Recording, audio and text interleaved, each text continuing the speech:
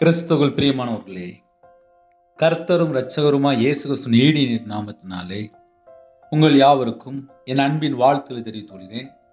தேவன் அருளிய அப்பம் பிரேயர் மினிஸ்ட்ரி சேனல் மூலியமாக உங்களோடு சந்திப்பதில் மிகுந்த மகிழ்ச்சி அடைகிறேன்.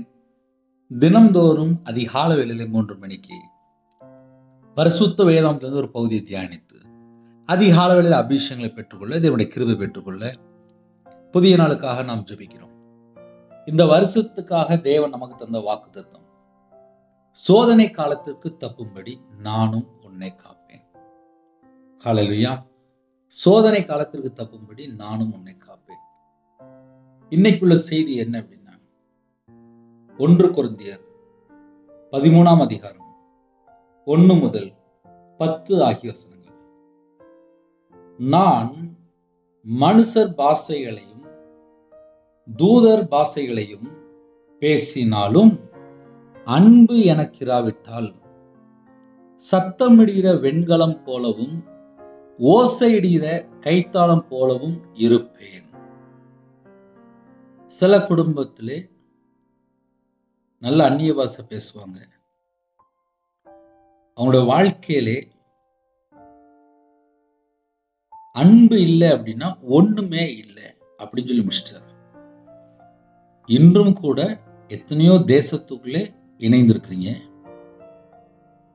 கணவன் மனைவிக்குள்ளே எத்தனையோ சூழ்நிலையில அன்பு இல்லாமல் பிரிஞ்சு போயிருக்காங்க. ஒரு குடும்பத்துக்குள்ள என்ன பிரச்சனை வருது அப்படின்னு சொல்லி கொஞ்சம் ஆழமா உள்ள போய் பார்க்கும்போது அந்த வீட்டுல ஏதாவது ஒரு பிரச்சனை வந்திருக்கும், குடும்பம் பிரிஞ்சு போயிடும். ஆனா ஆவிக்குரிய சர்ச்சைக்கு போயிட்டு இருப்பாங்க, நல்ல அபிஷேகம் பெற்றுக்கொண்ட நிறைய குடும்பம் உண்டு. ஆனால் பிரிஞ்சு வாழ்ந்துட்டு இருப்பாங்க. நான் சொல்றது நிறைய குடும்பத்திலே பிரயோஜனமா இருக்கும். ஏன் அப்படின்னா, காலம் கடைசியா இருக்கு. விட்டு கொடுக்கிற ஒரு குணம் இல்லை, சகிப்புத்தன்மை இல்லை, நீடிய பொறுமை இல்லை. நிறைய காரியம் நம்ம சொல்லலாம். கீழே அப்படியே பாயிண்ட் வரும்போது நிறைய பாயிண்ட் இருக்கு. அன்பு எனக்கு இராவிட்டால் ஒன்றும் இல்லை அப்படின்ட்டு. ஒரு குடும்பம் அன்பா இருந்தால் தேவன் வாசம் பண்ணுவார். தேவன் அன்பாகவே இருக்கிறார். கிறிஸ்து நமக்காக ஜீவனை தந்து அன்பை வெளிப்படுத்தியிருக்கிறார். பரிசுத்த ஆவியானவர், அவர் பேர் அன்பின் ஆவியானவர். தேவ அன்பு நம்முடைய இருதயங்களிலே ஊற்றப்பட்டு இருக்கிறது. விசுவாசம் இருக்கு, ஆனா நிறைய குடும்பத்திலே கற்பனை கை கொள்ளாம இருக்காங்க. உன்னை போல பிறனை நேசி, அன்பு கூறும்போது திரளான பாவங்களை மூடும் என்று எழுதப்பட்டிருக்கு. அப்ப வசனம், நிறைய வசனம் இருக்கு.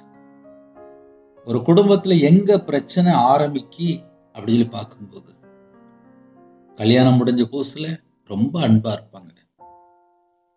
கொஞ்ச நாள் கழிச்சு கொஞ்சம் கொஞ்சம் கொஞ்சம் கொஞ்சம் அப்படியே மாறிக்கிட்டே இருக்கும். பல வருஷம் கழிச்சு பார்த்தா அந்த அன்பு எப்போ குறையுதோ அதுக்கப்புறம் தான் அந்த வீட்டுக்குள்ள பிரச்சனைன்னு ஒன்று ஆரம்பிக்கும்.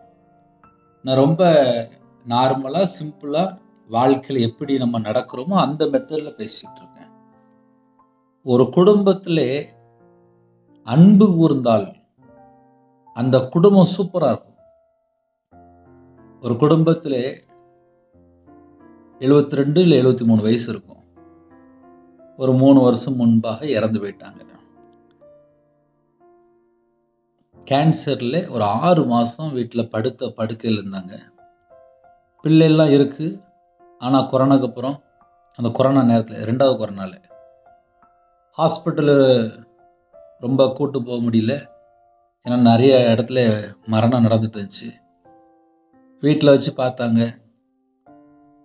அந்த அம்மாவுக்கு நாளாக நாளாக நாளாக வியாதி முத்திட்டு கேன்சர்ல படுக்கையில் இருந்தாங்க. பக்கத்துல பார்த்தா கணவர் காலையிலேருந்து ராத்திரியே இருப்பார். நான் சொல்ற ஒரு கிராமத்துல, ரொம்ப கிராமம், 6 மாசம் வீட்டில் பத்திரமா மனைவியை பார்த்துக்கிட்டாரு. அவங்களுடைய வாழ்க்கை கல்யாணம் முடிஞ்சு ஒரு 45 வருஷம் வாழ்ந்துருப்பாங்க. அந்த 45 வருஷமும் வீட்டுக்குள்ள அடிக்கடி சண்டை வரும். கிராமனால வீட்டில் கொஞ்சம் கம்மியாக படித்தவங்க, அந்த காலத்துல ஆட்கள் சண்டை போடும்போது கெட்ட வார்த்தை பேசிடுவாங்க. வீட்டில் நிறைய சண்டைலாம் நடக்கும்.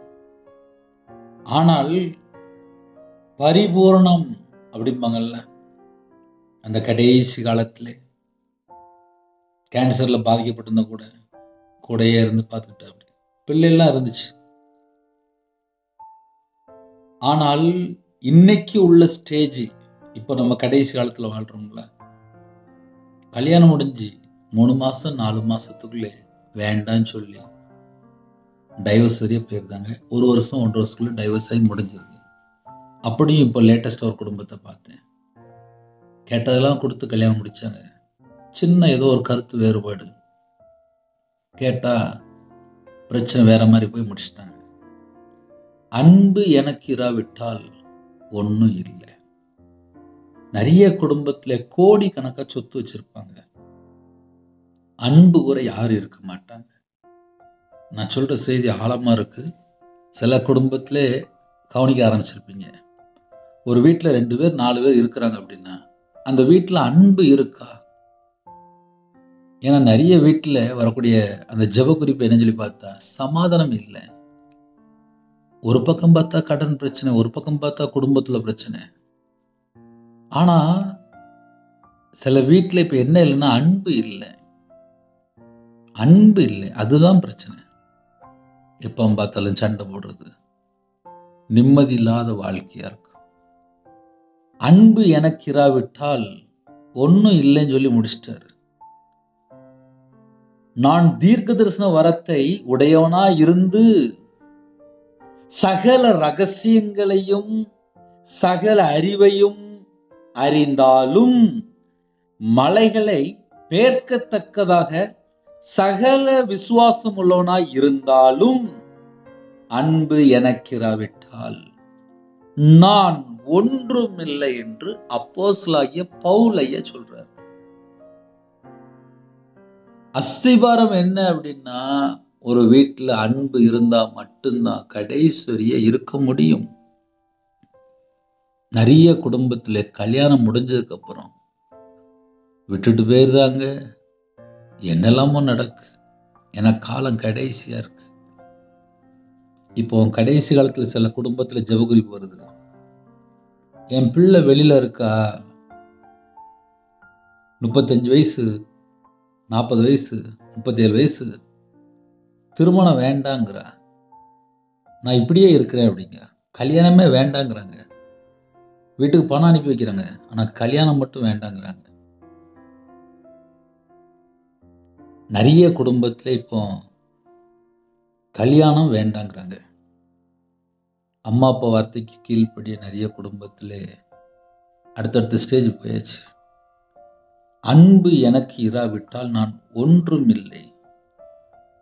எவ்வளோ ஆழமா சொல்றார் அப்படின்னா, நான் மனுஷர் பாஷைகளையும் தூதர் பாஷைகளையும் பேசினாலும் அன்பு எனக்கு இராவிட்டால் சத்தமிடுகிற வெண்கலம் போலவும் ஓசையிடுகிற கைத்தாளம் போலவும் இருப்பேன். இதுதான் என் நிலைமை. அன்பு எனக்கு இராவிட்டால் அப்படின்னு சொல்லி அன்பை முக்கியப்படுத்தி காமிக்கிறார். 2வது வசனத்திலே, நான் தீர்க்க தரிசன வரத்தை உடையவனா இருந்து, சில குடும்பத்துக்குள்ள தீர்க்க தரிசன வரம் செயல்படும். நான் தீர்க்க தரிசன வரத்தை உடையவனா இருந்து சகல ரகசியங்களையும், அடுத்தாவில் ஒரு பாயிண்ட் சொல்ற, சகல ரகசியங்களையும். சகல ரகசியங்களும் அப்படின்னாலே அவங்க ஆவிக்குரிய பிள்ளைகள். முதல்ல ஒரு செய்தி நம்ம தியானிக்கும் போது அதனோட ஆழத்தை முதல்ல புரிஞ்சுக்கணும். சகல ரகசியங்களும் அப்படின்னாலே அவங்க ஸ்பிரிச்சுவலா இருப்பாங்க. அடுத்தாப்புல சகல அறிவையும் அறிந்தாலும், அவங்களுக்கு உலகத்துல என்ன நடக்கு, நம்ம ஸ்பிரிச்சுவல் எப்படி இருக்கும் எல்லாமே தெரியும். சகல அறிவையும் அறிந்தாலும், அடுத்தாப்புல சொல்றாரு, மலைகளை பெயர்க்கத்தக்கதாக சகல விசுவாசம் உள்ளவனாய் இருந்தாலும். ஏன்னா சில குடும்பத்துல விசுவாசத்துல பயங்கரமா இருப்பாங்க, விசுவாசத்திலே வாழ்ந்துருவாங்க, மாத்திரை போட மாட்டாங்க, எதுவுமே போட மாட்டாங்க. 3 நாள் பாஸ்டிங் அப்படின்னா அழகா தண்ணி மட்டும் குடிச்சிட்டு இருப்பாங்க. சில குடும்பத்துல தண்ணி கூட குடிக்காம இருப்பாங்க. Full fasting. விசுவாசத்துல அவ்வளவு ஸ்ட்ராங்கா இருப்பாங்க. அப்படிலாம் இருந்துட்டு அன்பு எனக்கு இராவிட்டால் நான் ஒன்றும் இல்லை அப்படி சொல்லி முடிச்சிட்டாரு. அப்ப செய்தி என்ன அப்படின்னா, ஒரு வீட்டுக்குள்ள என்ன இருக்கணும் அப்படின்னா அன்பு இருக்கணும். ஒரு வீட்டுல அன்பு இல்லாம இருந்துச்சு அப்படின்னா அந்த வீட்டுல நிம்மதி இருக்காது, சமாதானம் இருக்காது, சந்தோஷம் இருக்காது. ஏன்னா இப்ப நிறைய குடும்பத்துல என்ன இல்லை அப்படின்னா அன்பு மட்டும்தான் இல்லை. சில குடும்பத்திலே பொய்யான அன்பு இருக்கு, தந்திரமான அன்பு இருக்கு, மாயமான அன்பு இருக்கு, காரியகார அன்பு இருக்கு, தனக்காக அன்பு கூறுவாங்க, சுயநல அன்பு கூறுவாங்க, தேவைப்பட்ட அன்பு கூறுவாங்க. அப்படி பல அன்பு இருக்கு. ஏன்னா இப்ப காலம் கடைசியா இருக்கு. பணம் வேணும் அப்படின்னா அன்பு கூறுவாங்க, கொஞ்சம் தேவை இருக்கு அப்படின்னா அன்பு கூறுவாங்க, வேண்டாம்னா விட்டுட்டு போயிடுவாங்க. நிறைய பணம் இருக்குன்னு சொல்லி பாருங்க, நிறைய ஹெல்ப் பண்ணுவாங்க. ஆனால் பணமே இல்லை அப்படின்னா போட்டு போயிடுவாங்க. சில குடும்பத்துல பார்த்துருக்கேன். நான் ஒரு வீட்டுல வாடகை இருந்தேன். மத்தியான நேரத்துல ஒரு பாட்டி வந்துச்சு. எனக்கு கண்ணு தெரியாது, ரொம்ப தெரியாது, மங்களா தெரியுது. எனக்கு 77 வயசு. எனக்கு 4 பிள்ளைகள் இருக்கு. 4 பிள்ளைகளுமே சொந்த வீட்டுல இருக்கு. என் பையன் என் வீடை வச்சுக்கிட்டான். என் மருமக என்னை வீட்டு விட்டு தள்ளி விட்டுட்டா. எனக்கு வயிறு பசிக்கு, கொஞ்சம் சாப்பாடு தருவீங்களா? நான் அப்படியே பஸ் ஸ்டாண்டில் படுத்து தூங்கி எழுந்திரிச்சிட்டு நான் அப்படியே அடுத்தடுத்து போயிட்டு இருப்பேன் அப்படின்னாங்க. பாட்டி, சோறு மட்டும்தான் இருக்கு அப்படின்னு. ஏதாவது ரசமாவது இருக்கா அப்படின்னாங்க. அன்னைக்கு பார்த்து கொஞ்சம் இருந்துச்சு, கொடுத்தோம். சாப்பிட்டு முடிச்சுட்டு அடுத்தாப்புல வெளியில எட்டி போக அந்த பாட்டியை காணோம். சாப்பாடு கொடுத்து முடிச்சுட்டு அந்த தட்டை உள்ள கொண்டு வச்சுட்டு வெளியில வரும்போது பார்த்தா பாட்டியை காணோம். அந்த பாட்டி யாருன்னு தெரியல. நானும் தேடி பார்க்க, பாட்டியை காணோம். வித்தின் செகண்ட்ல காணோம். அவ்வளவுதான். வந்தது யாரும் தெரியல. இருக்க கொடுத்தோம். எனக்கு 4 பிள்ளைகள் இருக்கு. என்னை கவனிக்கல, என்னை வெளியே விட்டுட்டாங்க. நான் யாராவது சாப்பாடு கொடுத்தா சாப்பிட்டுட்டு அப்படியே ரோட்ல போய் அந்த பஸ் ஸ்டாண்ட்ல போய் அப்படியே படுத்து தூங்கி எழுந்திரிச்சிட்டு போயிடுவேன் அப்படின்னாங்க. சாப்பாடு கொடுத்து முடிச்சுட்டு வெளியில வந்தேன், பாட்டியை காணோம். அந்த ரோடு கொஞ்சம் நடந்து போனாலே ஒரு 5 நிமிஷம், கொஞ்சம் தூரம் ஜாஸ்தி. ஆனால் செகண்ட்ல காணோம். அந்த பாட்டி யாரு எனக்கு தெரியல. பாட்டி புலம்பிச்சு, கண்ணீர் வடிச்சது. என் பிள்ளைகள் என்னை கவனிக்கல அப்படிச்சு. அன்பு எனக்கு இராவிட்டால் அப்படி சொல்லி எழுதப்பட்டிருக்கு. இன்னைக்கு சொந்த வீடு இருக்கும், சொந்த பந்தம்லாம் இருப்பாங்க. ஆனா வயசான பாட்டிக்கு சாப்பாடு கூட சில குடும்பத்துல ஆளை பார்க்க முடியல. ஒரு குடும்பத்துல 4 பிள்ளைகள், அதுல ஒரு பையன் வீட்டுல அம்மா தங்கி இருக்கு. அந்த வீட்டுல வருமானம் மட்டும் ஒரு மாசத்துக்கு லாபம் மட்டும் ஒரு 20 லட்ச ரூபா இல்ல 30 லட்ச ரூபா வரும். மினிமம் குறைஞ்சது ஒரு 30 லட்சமா வரும். ஒரு நாளைக்கு ஒரு 1 லட்ச ரூபா பார்ப்பாங்க. நல்ல பெரிய பிசினஸ், ஹோல்சேல் பிசினஸ். ஒரு நாள்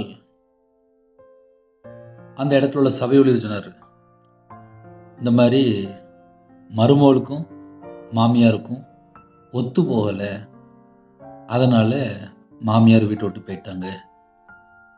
சகல செழிப்பு இருக்கலாம், ஏனே அப்படின்னு கேட்டேன். அந்த பாட்டிக்கு ஒரு 2 இட்லி கொடுக்க முடியல மருமகளால, அவ்வளவுதான் பிரச்சனை அப்படின்னாங்க. ஒரு சின்ன பிரச்சனை தான். அன்பு எனக்கு இராவிட்டால் அவ்வளவுதான். கோடிக்கணக்கா சொத்து இருக்கலாம், சொந்த வீடு இருக்கலாம், கார் இருக்கலாம், பங்களா இருக்கலாம்.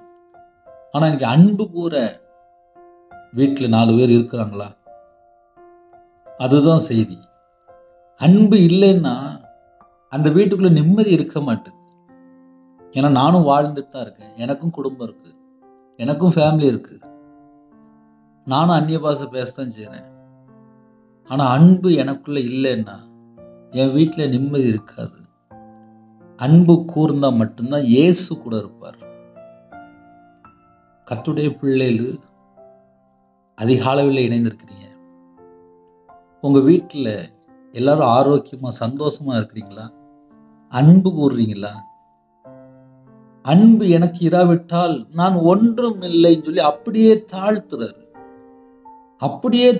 ஆனா அன்பு எனக்கு இல்லைன்னா ஒண்ணுமே இல்லை அப்படின்ட்டு.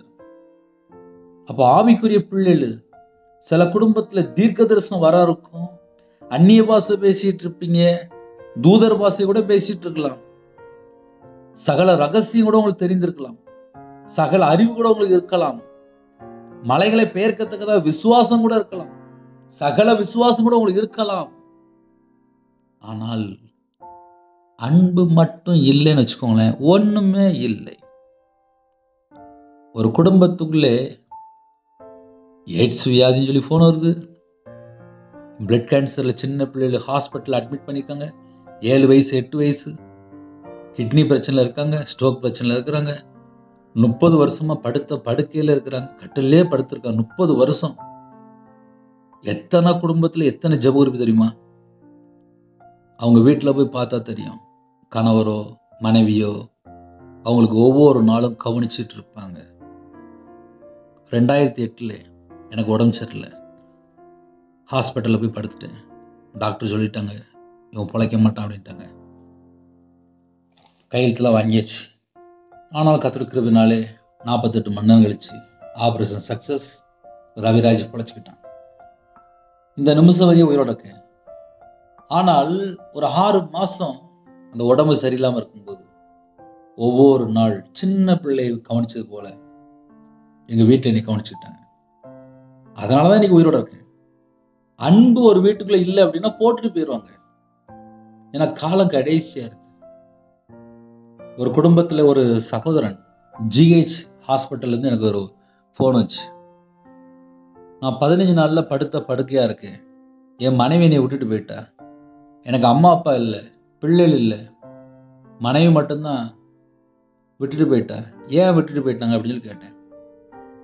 நான் அடிக்கடி தண்ணி அடிப்பேன், என் மனைவி அடிச்சு விடுவேன், இப்போ உடம்பு சரியில்லாமல் ஹாஸ்பிட்டலில் படுத்திருக்கேன், இப்போ என் மனைவி விட்டுட்டு போயிட்டா அப்படின்னு சொல்லி சொன்னாங்க. ஒரு பக்கம் பார்த்தா பிள்ளைகள் இல்லை, ஒரு பக்கம் பார்த்தா அம்மா அப்பா இல்லை, இன்னொரு பக்கம் பார்த்தா ஜிஹெச் ஹாஸ்பிட்டல் இருக்காரு, இன்னொரு பக்கம் பார்த்தா மனைவி விட்டுட்டு போயிட்டாங்க. என்ன காரணம் அப்படின்னு சொல்லி கொஞ்சம் பார்க்கும்போது அந்த மனைவிட்ட அன்பு கூர்ந்தால் கூட இருப்பாங்க. தண்ணி அடிச்சுட்டு வந்து அடிக்கிறது, கெட்ட வார்த்தை பேசுறது. ஒரு நாள் ஹாஸ்பிட்டலில் படுத்திருக்கும் போது விட்டுட்டு போயிட்டாங்க. அன்பு எனக்கு இராவிட்டால் நான் ஒன்றும் இல்லை என்கிறார். இன்னைக்கு காலையில் யாரெல்லாம் இணைந்திருக்கிறீங்களோ நம்ம பல காரியங்களை யோசித்து பார்க்கலாம். நானும் சராசரி ஒரு மனுஷன் தான். நம்ம எல்லாருமே உலகத்துக்குள்ள தான் இருக்கோம். வாழ்றது கொஞ்ச காலம்தான். வீட்டில் மனைவி பிள்ளைகளோட அன்பு கூற முடியுதா? அன்பு கூர்ந்தால் உங்க வீட்டுக்குள்ள இயேசு கிறிஸ்து இருப்பார். அன்பு கூற மாட்டேன் அப்படின்னு சொல்லி அடம்பிடித்தால் அந்த வீட்டுக்குள்ள இயேசு கிறிஸ்து எப்படி இருக்க முடியும்? நம்ம நார்மலா யோசித்து பார்ப்போமே. வாழ்றது கொஞ்சம் வாழ்க்கை, கொஞ்சம் வருஷம். இந்த கொஞ்சம் வருஷத்துல எத்தனை குடும்பத்துல பிரிவினை, எத்தனை குடும்பத்துல சண்டை, எத்தனை குடும்பத்துல டைவர்ஸ், எத்தனை குடும்பத்துல பிள்ளைகள் அம்மா அப்பாட்ட பேச மாட்டுது, புருஷன் முன்னாடி பேசாம வாழ்றாங்க. இதுக்கு பின்னாடி என்ன இருக்கு அப்படின்னு சொல்லி கொஞ்சம் ஆழமா பார்த்தா பகை, எரிச்சல், வைராக்கியம், கோபம், சண்டை, மூர்க்கு வெறி, நான் ஏன் மன்னிக்கணும், இதுதான் ஒரு வீட்டுக்குள்ள இருக்கு.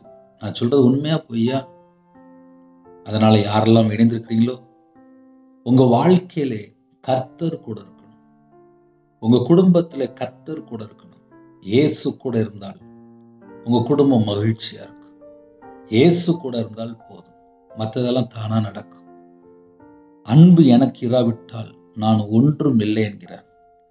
எனக்கு உண்டான யாவற்றையும் நான் அன்னதானம் பண்ணினாலும், என் சரீரத்தை சுட்டெரிக்கப்படுவதற்கு கொடுத்தாலும், அன்பு எனக்கு இராவிட்டால் எனக்கு பிரயோஜனம் ஒன்றும் இல்லை என்கிறார். என்ன அர்த்தம் அப்படின்னா, எனக்கு உண்டான யாவற்றை நான் அன்னதானம் பண்ணினாலும். சில குடும்பத்திலே வீட்டுல மனைவி, பிள்ளைகள், அம்மா, அப்பாவுக்கு எதுவும் வாங்கி கொடுக்க மாட்டாங்க. ஆனா ஊருக்கு பார்த்தா நிறைய செஞ்சிருவாங்க. அன்னதானம் பண்ணிடுவாங்க, எல்லாம் பண்ணிடுவாங்க. ஆனா வீட்டுக்குள்ள பார்த்தா அன்பு கூற மாட்டாங்க. இப்ப நிறைய வீட்டுக்குள்ள இப்ப அப்படிதான் இருக்கு. வெளியில பார்த்தா ஹோட்டல்ல இருந்து எல்லாம் வாங்கி கொடுத்துருவாங்க. கேட்டா ஃப்ரெண்டா இருப்பாங்க, தெரிஞ்சவங்களா இருப்பாங்க, நிறைய வாங்கி கொடுப்பாங்க. வீட்டுக்குள்ள பார்த்தா பிள்ளைகளுக்கு வாங்கி கொடுக்காம இருப்பாங்க, அம்மா அப்பா வாங்கி கொடுக்காம இருப்பாங்க, மனைவிக்கு வாங்கி கொடுக்காம இருப்பாங்க. அப்ப என்ன அர்த்தம்னா, அன்பு எனக்கு இல்லாவிட்டால் ஒண்ணுமே இல்லை அப்படின்ட்டு. கடைசி காலத்துல வாழ்றோம். குடும்பத்தை நேசிக்கிறோமா? எனக்கு உண்டான யாவற்றையும் நான் அன்னதானம் பண்ணினாலும். ஏன்னா இப்ப அன்னதானம் சில இடத்துல பண்ணிட்டு இருக்கிறாங்க. ஆனா அந்த வீட்டுக்குள்ள போய் பார்த்தா தெரியும் அன்பு இருக்கான்னு சொல்லி பார்க்கணும். ஒரு வீட்டுல அன்பு இல்லைன்னா ஒண்ணுமே இல்லை. அன்பு எனக்கு இராவிட்டால் எனக்கு பிரயோஜனம் ஒன்றும் இல்லை அப்படிங்க. பிரயோஜனம் ஒன்றும் இல்லை, எனக்கு பிரயோஜனம் ஒன்றும் இல்லை. அப்ப நம்ம கடைசி காலத்துல வாழ்றோம். என் சரீரத்தை சுட்டெரிக்கப்படுவதற்கு கொடுத்தாலும், இதான் கடைசி காலம். இந்த கடைசி காலத்துல ஒரு வீட்டுக்குள்ள அன்பு இருக்கா? என் வாழ்க்கையில நான்லாம் எத்தனையோ முறை கோவப்பட்டிருக்கேன்ப்பா. என் வீட்டுல நான்லாம் சண்டை போட்டிருக்கேன். ஏன்னா நான் ஒரு வியாபாரத்துல இருந்து வந்தேன். கையில பைபிள் எடுத்து வாசித்ததுக்கு அப்புறம் தான் தெரியுது எத்தனை காரியத்துல கீழ்ப்படியணும். பரலோகத்துக்கு போகணும் அப்படின்னா மனம் திரும்பணும், பாவ மன்னிப்பை பெற்றுக்கொள்ளணும், அவருடைய கற்பனை கை கொள்ளணும், அவருக்கு பிரியமானபடி வாழணும். ஏன்னா காலைல சில குடும்பத்துல கையில பைபிள் எடுத்து வாசிக்க மாட்டாங்க, ஜெபம் பண்ண மாட்டாங்க, அப்படியே எஞ்சி போயிடுவாங்க. அவங்களோட வாழ்க்கையில ஆவிக்குரிய வாழ்க்கையில வளர்ச்சி இருக்காது. எப்படி பரலோகத்துக்கு போகணும் அதையும் யோசிக்க மாட்டாங்க, அன்பும் கூற மாட்டாங்க. வீட்டுல பார்த்தா ஒரே சண்டை போடுவாங்க, நிம்மதி இருக்காது, வாழ்க்கை ஃபுல்லா குழப்பமா இருக்கும். அதுக்கு பின்னாடி என்ன பிரச்சனை சொல்லி பார்க்கும்போது இதுதான் பிரச்சனை. அன்பு எனக்கு இராவிட்டால் எனக்கு பிரயோஜனம் ஒன்றும் இல்லை அப்படிங்கிறது.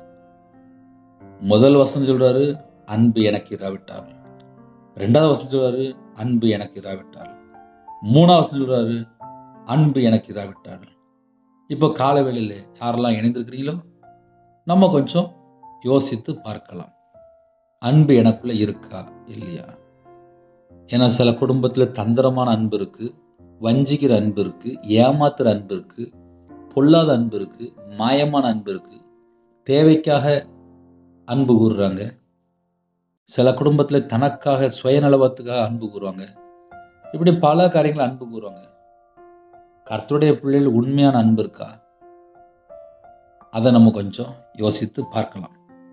அடுத்தாப்புல அன்பு நீடிய சாந்தமும் தயவும் உள்ளது. ஹல்லேலூயா. அன்பு நீடிய சாந்தம் என்று எழுதப்பட்டிருக்கு.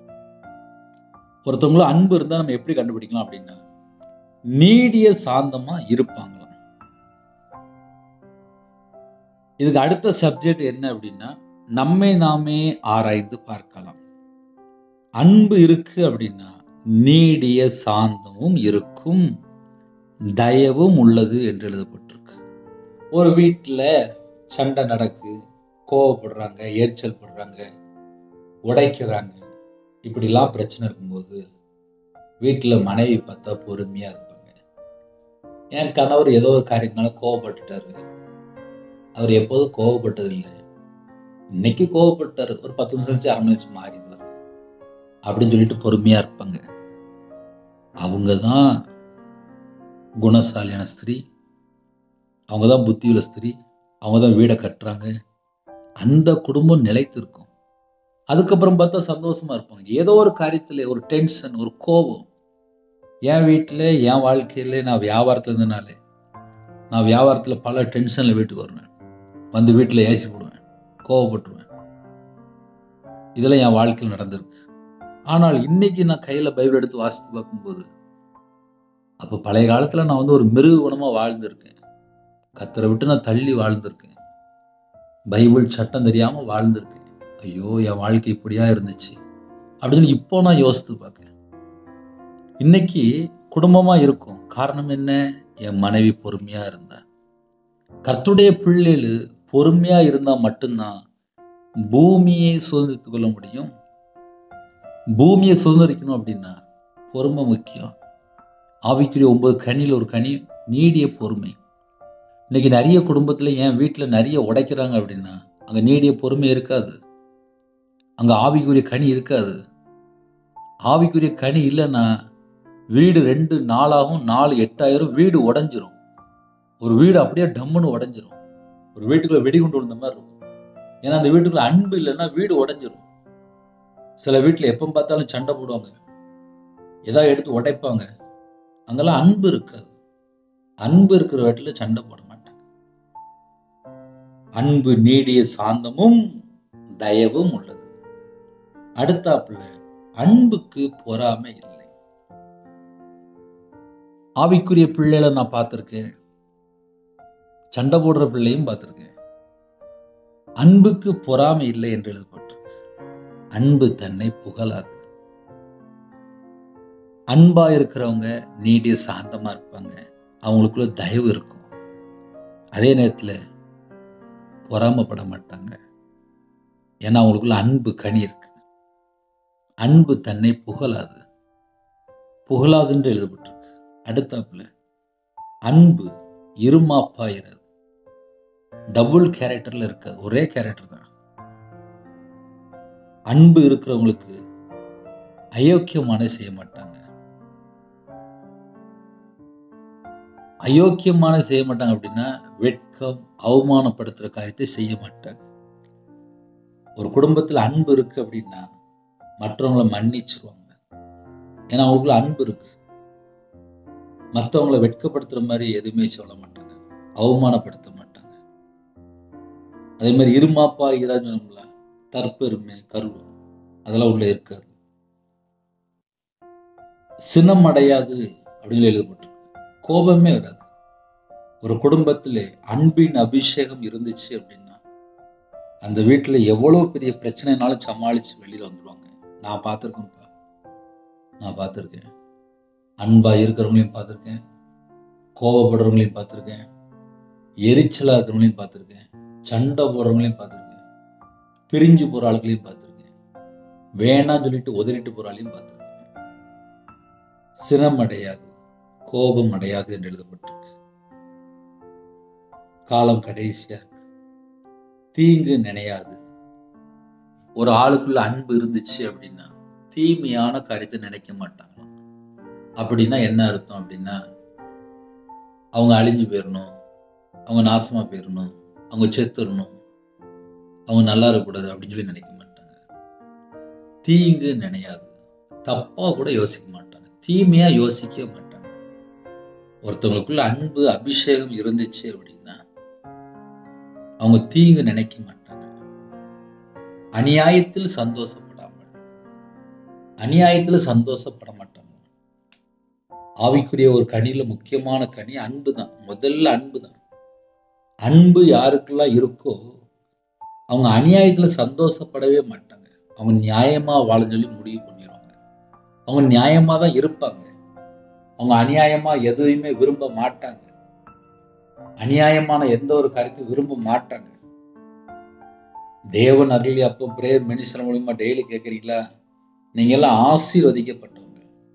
ஏன்னா அதிகாலை வேளையில எப்படினாலும் நம்ம ஒரு செய்தி அழகா தியானிச்சிருந்தோம், ஒரு குறிப்பிட்ட ஒரு வேதபோதியை தியானிச்சிருந்தோம். அன்னன்னைக்கு அழகா அவங்க கூட பேசிட்டு இருக்கிறார். அநியாயத்துல சந்தோஷப்பட மாட்டாங்க. ஒரு குடும்பத்துல அன்பின் அபிஷேகம் இருந்துச்சு அப்படின்னா அநியாயமான காரியத்துல சந்தோஷப்பட மாட்டாங்க. சத்தியத்துல சந்தோஷப்பட போட்டு சத்தியத்துல சந்தோஷப்படுவாங்க. இன்னைக்கு நிறைய குடும்பத்துல சத்தியத்தை அறிந்து கொள்ளல, அதனாலதான் நிறைய வீட்டுல பிரச்சனை. சத்தியத்தில் சந்தோஷப்படுவார்கள். ஏன் சத்தியத்தில் சந்தோஷப்படுவாங்க? அன்பு யாருக்குள்ள இருக்கோ அவங்க முதல்ல சத்தியத்துல நடந்துட்டு இருப்பாங்க. இப்ப எனக்குள்ள அன்பு இருக்குன்னு வச்சுக்கோங்களேன், நான் சத்தியத்துல நடந்துட்டு இருப்பேன். அநியாயமா சந்தோஷப்பட மாட்டேன், நியாயமா சந்தோஷப்படுவேன். அப்ப ஆவிக்குரிய பிள்ளைகளை நம்ம கண்டுபிடிக்கலாம். அடுத்தாப்புல சகலத்தையும் தாங்கும். என் வாழ்க்கையிலே நான் வியாபாரத்துல இருக்கும்போது எனக்கு அந்த சுபாவம் கிடையாது. ஊழியத்துல வந்ததுக்கு அப்புறம் ஆவிக்குரிய வாழ்க்கையில கொஞ்சம் கொஞ்சமா வளர்க்க தேவன் கிருபை கொடுத்தார். இப்பெல்லாம் கொஞ்சம் அந்த நீடிய பொறுமை, கொஞ்சம் தாங்கி கொள்றேன், சகித்து கொள்றேன். என் வாழ்க்கையில நான் சொல்றேன். ஏன்னா கொஞ்சம் நீடிய பொறுமை கொடுத்துருக்காரு. பல வருஷமா ரொம்ப கஷ்டப்பட்டு நிறைய காரியத்தை கற்றுக்கொண்டேன். அப்ப ஆவிக்குரிய வாழ்க்கையில வளர்ச்சி எப்போ அப்படின்னா, எல்லா காரியத்திலும் நமக்கு ஒரு டெஸ்ட் வரும். அந்த டெஸ்ட்ல நம்ம பாஸ் ஆகிறோமா அப்படின்னு பார்க்கணும். சகலத்தையும் தாங்கும் என்று எழுதப்பட்டிருக்கு. சகலத்தையும் தாங்கும், சகலத்தையும் விசுவாசிக்கும். என் வாழ்க்கையில நான் சகலத்தை விசுவாசித்து பல காரியங்கள்ல நஷ்டப்பட்டிருக்கேன், கஷ்டப்பட்டிருக்கேன், உபத்திரப்பட்டிருக்கேன், கண்ணீர் வடிச்சிருக்கேன், நம்பி ஏமாந்து நடுரோட்டுக்கு வந்திருக்கேன். என் வாழ்க்கையில் நடந்திருக்கு. சகலத்தையும் தாங்கவும் செஞ்சிருக்கேன், சகலத்தையும் விசுவாசியும் செஞ்சிருக்கேன், சகலத்தையும் நம்பும் என்று எழுதப்பட்டிருக்கு. நம்பி ஏமாந்து நடுரோட்டில் நின்று இருக்கேன். இதெல்லாம் என் வாழ்க்கையில் நடந்தது. சகலத்தையும் சகிக்கும். என்னை ஏமாத்திட்டு போயிருப்பாங்க, ஆனாலும் சகித்து பொறுமையா இருப்பேன். நான் என் வாழ்க்கையில் நடந்து சொல்றேன். இதெல்லாம் ஏன் சொல்றேன் அப்படின்னா, ஒருத்தனுக்குள்ள அன்பு இருந்துச்சுன்னா கொஞ்சமா ஒரு மாற்றம் இருக்கணும். ஆவிக்குரிய வாழ்க்கையில கொஞ்சமாவது ஒரு மாற்றம் வரணும். அப்பந்தான் நம்ம வாழ்க்கை ஆவிக்குரிய வாழ்க்கையில வளர்றதுன்னு சொல்லி அர்த்தம். இன்னைக்கு நிறைய குடும்பத்துல அன்பு இல்லாம டைவர்ஸ் ஆகி பிரிஞ்சு போயிருந்தாங்க. சில குடும்பத்துல 5 வருஷம் ஆச்சு, 10 வருஷம் ஆச்சு, மறுபடியும் சேர்ந்து வாழ மாட்டேங்காங்க. ஏன்? அங்க அன்பு எப்படி இருக்கு? சகலத்தையும் தாங்குமா, சகலத்தையும் சகிக்குமா, சகலத்தையும் நம்புமா, சகலத்தையும் விசுவாசிக்குமா. சகலம் சகலம் என்று போட்டு சகலத்தையும் தாங்கும், சகலத்தையும் விசுவாசிக்கும், சகலத்தையும் நம்பும், சகலத்தையும் சகிக்கும். இன்னைக்கு நிறைய குடும்பத்துல சகிக்கிற தன்மை இல்லாம இருக்கிறதுனால பிரிஞ்சு போயிருந்தாங்க. சகலத்தையும் சகிக்கும். அன்பு ஒரு காலம் ஒழியாது என்று எழுதப்பட்டிருக்கு. அன்பு ஒரு காலம் ஒழியாது. கடைசி காலத்திலே நம்ம வாழ்றோம். கர்த்தருடைய பிள்ளைகள் தான் இணைந்திருக்கிறீங்க. அதிகால வேளையிலே தினம்தோறும் ஒரு செய்தி நம்ம பேசுறோம். தொடர்ந்து இணைந்திருங்க. இன்னொரு 3 வசனம் இருக்கு. அன்பு ஒரு காலம் ஒழியாது, தீர்க்க தரிசனங்கள் ஆனாலும் ஒளிந்து போம், அந்நிய பாஷைகள் ஆனாலும் ஓய்ந்து போம், அறிவானாலும் ஒளிந்து போம். நம்முடைய அறிவு குறைவுள்ளது, நம்முடைய தீர்க்க தரிசனம் சொல்லுதலும் குறைவுள்ளது. நிறைவானது வரும்போது குறைவானது ஒளிந்து போம். நிறைவானது என்ன அப்படின்னா, அவர் பேரு அன்பின் ஆவியானவர். அவர் நமக்குள்ள நிறைவாக வரும்போது எல்லா குறைவெல்லாம் ஒளிந்து போயிடும். அப்ப கர்த்தருடைய பிள்ளைகள் நிறைவான ஆவியானவரை கூப்பிடுங்க. எனக்குள்ள அன்பின் அபிஷேகம் நிரப்புங்கப்பா. எனக்கு ஆவிக்குரிய கனி, எனக்கு அன்பின் கனி எனக்கு வேணும்ப்பா. அப்படி நம்ம கேட்கும்போது கர்த்தர் நமக்கு நிறைவாக தந்து நம்ம குடும்பத்தை ஆசீர்வதிப்பார். ஹல்லேலூயா. இருக்கிற இடத்துல எல்லாரும் முழங்கால் படிட்டு தேவனுடைய சமூகத்திலே அர்ப்பணித்து ஜெபிப்போம். அன்பின் அபிஷேகம் தாங்கப்பா, உமக்காக நான் வாழணும். கேட்பீங்களா? என் பேர் ரவிராஜ், தேவன் அருளி அப்பம் பிரேயர் மினிஸ்ட்ரி. எனக்காக ஜெபித்துக் கொள்ளுங்கள். கண்களை மூடி நாம் ஜெபம் செய்வோம். கிருபை மகிமை அந்த பரிசுத்தமுள்ள நல்ல தகப்பனே, நன்றியோடு துதிக்கிறோம்ப்பா. அன்பு எனக்கு இராவிட்டால் நான் ஒன்றும் இல்லை என்று எழுதப்பட்டிருக்குப்பா. எங்க வாழ்க்கையிலே எங்களுக்கு அன்பின் அபிஷேகம் தாங்கப்பா, அன்பின் அபிஷேகம் தாங்கப்பா. நான் மனுஷர் பாஷைகளையும் தூதர்கள் பாஷைகளையும் பேசினாலும் அன்பு எனக்கு இராவிட்டால் ஒன்றும் இல்லை என்று எழுதப்பட்டிருக்குப்பா. நான் தீர்க்க தரிசன வரத்தை உடையவனாயிருந்தும், நான் சகல ரகசியங்களையும் சகல அறிவையும் அறிந்தாலும், மலைகளை பெயர்க்கத்தக்கதாக சகல விசுவாசம் உள்ளவனாய் இருந்தாலும், அன்பு எனக்கு இராவிட்டால் நான் ஒன்றும் இல்லை என்று எழுதப்பட்டிருக்குப்பா. எனக்குண்டான யாவற்றையும் நான் அன்னதானம் பண்ணினாலும் அன்பு எனக்கு இராவிட்டால் எனக்கு பிரயோஜனம் ஒன்றும் இல்லை என்று எழுதப்பட்டிருக்குப்பா. அதிகால வேளையில் இந்த வேத பகுதி நாங்கள் தியானிக்கும் போது உங்க பிள்ளைகளோட நீங்க பேசுறீங்கப்பா, அதுக்காக ஸ்தோத்திரம். அன்பு நீடிய சாந்தமும் தயவும் உள்ளது என்று தியானித்தோம்ப்பா. எங்களுக்கு நீடிய சாந்தமுள்ள அந்த கனி தாங்கப்பா. அன்புக்கு பொறாமை இல்லை என்று சொன்னீங்கப்பா. எங்களுக்கு அந்த கிருபை தாங்கப்பா. அன்பு தன்னை புகழாது என்று சொன்னீங்கப்பா. அந்த கிருபை தாங்கப்பா. இருமாப்பா இராது என்று சொன்னீங்கப்பா. அந்த கிருபை எங்களுக்கு தாங்கப்பா. யாரெல்லாம் இணைந்திருக்காங்களோ தன்னை புகழாது என்று சொன்னீங்கப்பா. கர்த்தருடைய பிள்ளைகள் உமக்கு பிரியமானபடி வாழணும்ப்பா. அயோக்கியமானது செய்யாது என்று சொன்னீங்கப்பா. எங்க வாழ்க்கையில எங்கெல்லாம் குறை இருக்கோ அந்த குறையெல்லாம் நீக்கி அன்பினால நிரப்புங்கப்பா. தற்பொழிவை நாடாது என்று சொன்னீங்கப்பா. சினமடையாது, தீங்கு நினையாது என்று சொன்னீங்கப்பா. எந்தெந்த காரியத்தில் நாங்க கோபப்படுறோமோ, தீமையான காரியத்தை நாங்க யோசிக்கிறோமோ, நினைக்கிறோமோ, அதையெல்லாம் எடுத்து போட்டுருங்கப்பா. எடுத்து போட்டுருங்க, எடுத்து போட்டுருங்க. உங்க பிள்ளைகளை கர்த்தர் சந்தித்த கிருபைக்காக நன்றி. அநியாயத்தில் சந்தோஷப்படாமல் சத்தியத்திலே சந்தோஷப்படும் என்று சொன்னீங்கப்பா. உங்க பிள்ளைகளை உங்களுடைய கரத்தில் அர்ப்பணிக்கிறோம். சகலத்தையும் தாங்க சொல்லியிருக்கீங்கப்பா. சகலத்தையும் விசுவாசிக்க சொல்லியிருக்கீங்கப்பா.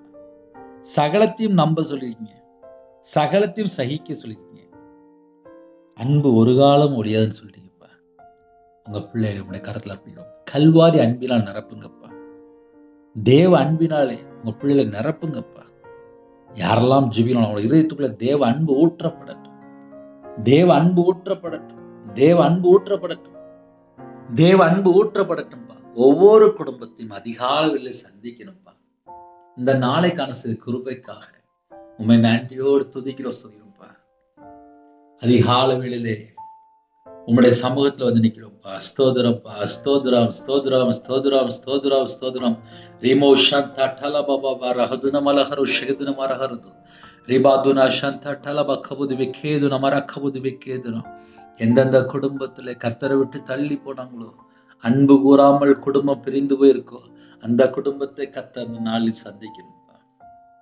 ஒருவருக்கு ஒருவர் விட்டு கொடுத்து மன்னித்து அன்பு கூறக்கூடிய அந்த கிருபை தாங்கப்பா. அன்பு கூறக்கூடிய கிருபை தாங்கப்பா. உங்க சமூகத்துல தாழ்த்திரம் அர்ப்பணிக்கிறோம்ப்பா. எங்க வாழ்க்கையில நாங்க கர்த்தரை விட்டு எங்கெல்லாம் தள்ளி போனோமோ எங்களுடைய பாவத்தை மன்னிச்சிருங்கப்பா. மன்னிச்சிருங்க. ஜெப அபிஷேகம் தாங்க, தியானிக்கிற அபிஷேகம் தாங்க, துதிக்கிற அபிஷேகம் தாங்க.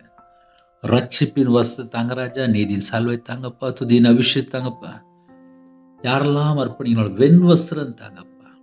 ஆவிக்குரிய 9 கனிகளினாலும் ஆவிக்குரிய 9 வரங்களால் நிரப்புங்கப்பா.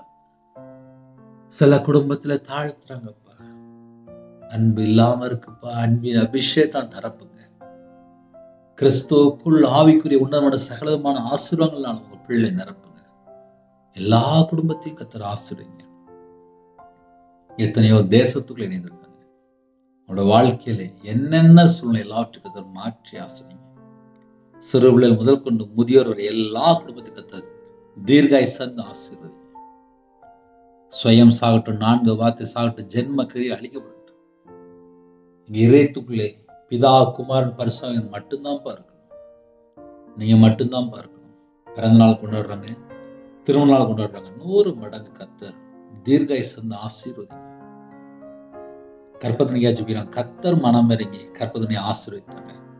மாசமா இருக்காங்க, டாக்டர் இப்படி ரிப்போர்ட் சொல்லியிருக்காங்க. எல்லாவற்றையும் கர்த்தர் மாற்றி கொடுங்க. டெலிவரி புறப்படுறாங்க, பரம வைத்தியர் கூட இருங்க.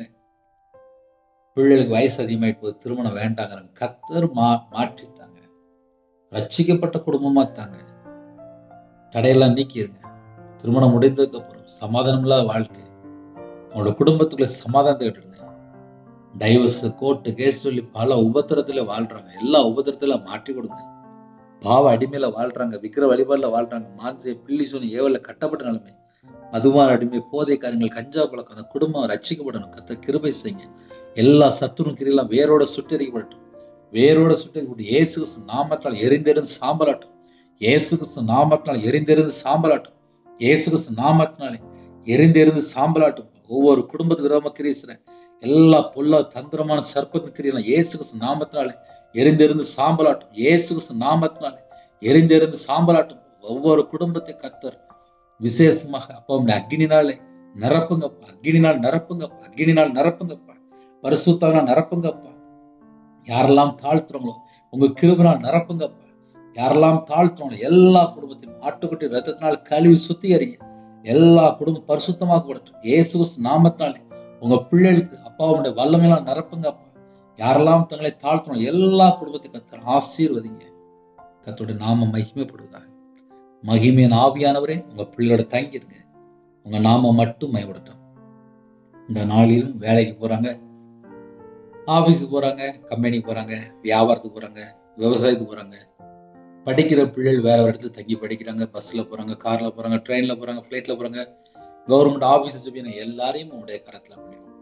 கர்த்தர் கூட இருந்து பாதுகாத்து உங்களுடைய கரத்துல பண்ணிடும். கடல்ல கஷ்டப்படுறாங்க, உபத்திரத்துல கஷ்டப்படுறாங்க, நிந்தைகள், அவமானங்கள், பல சூழ்நிலை, தனிமை, திக்கற்ற பிள்ளையா இருக்காங்க, யாருமே இல்லை, கவனிக்க ஆள் இல்லை. அந்த குடும்பத்தை கர்த்தர் சந்திங்க.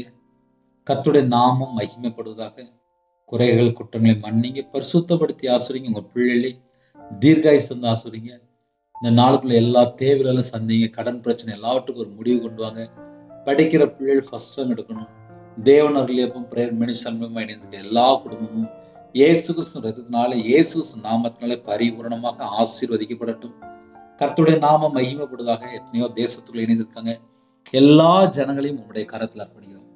கர்த்தருக்கு பிரியமானபடி வாழ்த்து நித்திய ஜீவனுக்குள்ள வர கர்த்தர் கிருபை செய்யுங்க. உலகத்துக்கு ஒத்த வேஷம் தரிக்காமல் கர்த்தருடைய பிள்ளைகள் வேறு விரிக்கப்பட்ட ஜனமாக, கர்த்தருடைய ஜனமாக, பரிசுத்த ஜனமாக, வெளிச்சத்தின் பிள்ளையாக, ஆசீர்வதிக்கப்பட்ட பிள்ளைகளாக காணப்படணும். கர்த்தர் கிருபை செய்யுங்க. இந்த நாளிலும் இடைவிடாமல் அப்பா விசேஷமா விழித்திருந்து உம்முடைய சமூகத்துல காத்திருந்து வேதத்தை தியானித்து ஜெபித்து துதிக்கிற பிள்ளைகளா மாறட்டும். கர்த்தர் கிருபை செய்யுங்க. பரிசுத்தமா வாழ கர்த்தர் கிருபை செய்யுங்க. நீதியை பின்பற்ற கர்த்தர் கிருபை செய்யுங்க. உமக்காக வாழ கர்த்தர் கிருபை செய்யுங்க. உண்மையா வாழ கர்த்தர் கிருபை செய்யுங்க. ஜெபிக்கிற குடும்பம் கர்த்தராகிய நாமத்தினால் ஆசீர்வதிக்கப்படட்டும். பரிசுத்தவான் இணைந்திருக்காங்க, மிஷனரிமார் இணைந்திருக்காங்க, கர்த்தருக்காக முழு நேர ஊழியம் செய்றாங்க. எல்லாரையும் உங்களுடைய கருத்துல அப்படின்னா சில தேசத்துல இருக்காங்க, அவங்களுடைய தேவைகள் சந்திக்கப்பட்டும். கடைசி காலத்துல எத்தனையோ குடும்பத்துல பலவீனத்தோடு இருக்காங்க, படுத்த படுக்கையில இருக்காங்க, வைரஸ்ல பாதிக்கப்பட்டிருக்காங்க, சரீரத்துல பல விதமான பலவீனத்தோடு இருக்காங்க. உங்களுடைய தழும்புள்ள கரத்தினால தொட்டு சுகமாக்கிட்டாங்க. அதிகால வேளையிலே அப்போ அவங்க பிள்ளைகளை இணைந்திருக்க கத்த கிருபைக்காக நன்றி. எல்லா தடையெல்லாம் நீக்கி ஆசிரிங்க. இந்த நாளிலும் விசேஷமாக எத்தனையோ தேசத்துக்குள்ளே இருக்காங்க, அந்த தேசத்துல எல்லா ஜனங்களுக்கும் ஒரு பாதுகாப்பு தாங்க. கர்த்தருடைய வார்த்தைக்கு கீழ்ப்படிந்து பிசாசுக்கு எதிர்த்து நிற்க கத்த கிருபை செய்யுங்க. இந்த நாளை உங்களுடைய கரத்தில் அப்படின்னா ஒவ்வொரு குடும்பத்துக்கும் கர்த்தருடைய பாதுகாப்பு தாங்க. முன்னும் பின்னுமா தேவதை நிப்பாட்டுங்க. பகலிலே மேக ஸ்தம்பமாவும் இரவிலே அக்னி ஸ்தம்பமாவும் உங்க பிள்ளையோட தங்கிற ராஜா எல்லா குறைகள் குற்றங்கள் எல்லாவற்றையும் கர்த்தர் மன்னித்து பரிபூர்ணமாக ஆசிரிங்க. கர்த்தருடைய நாம மகிமையுள்ளதாக. துதி கன மகிமை எல்லாம் ஒருவருக்கே செலுத்தினோம். இயேசு கிறிஸ்து பிதாவே ஆமென். தேவனுக்கே மகிமையுள்ளதாக. கர்த்தர் தாமே உங்களை உங்கள் குடும்பத்தில் சகல காரியத்திலும் சம்பூர்ணமாக திருப்தியாக கர்த்தர் கொடுத்து ஆசீர்வதிப்பாராக. ஆமென். கர்த்தராகிய இயேசு கிறிஸ்துவின் கிருபையும் பிதாவாகிய அன்பும் பரிசுத்தருடைய ஐக்கியமும் இப்பொழுதும் எப்பொழுதும் சதா காலங்களிலும் நம் அனைவரும் கொடுப்பதாக. ஆமென். கிறிஸ்துவில் பிரியமானவர்களே, எங்களுடைய ஊழியக்காரத்துடன் ஜெபித்து கொள்ளுங்கள். 9363064181 நம்பர் உண்டால் நாங்கள் உங்களுக்காக குடும்பத்தை ஜெபிப்போம். எங்களுடைய ஊழியக்காரத்துடன் ஜெபித்து கொள்ளுங்கள். இரவு நேரத்தில் 8 மணி ஜெபிக்கிறோம். அதையும் தொடர்ந்து கேளுங்கள். God bless you.